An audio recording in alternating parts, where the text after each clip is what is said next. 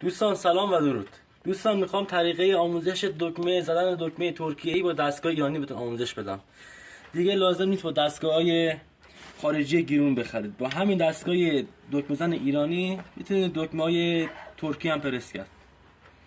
ببین دوستان، اینجا رو ما صابوندیم با دستگاه. این شافت رو تراشیدیم. شافت باید تراشگاهی حتما بره. بتراشید که از اینجا عبور کنه. خیلی راحت. مثلا ببینید این اینجا قرار میدید.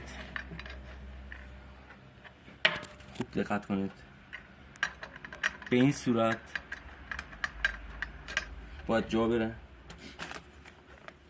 در پولکی رو جا میذاریم.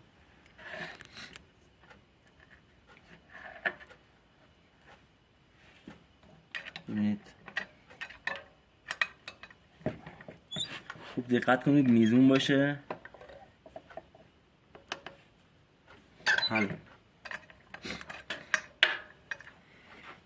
اصلا دقت کنید با دستگاه ایرانی دکمه ترکیه‌ای بزن.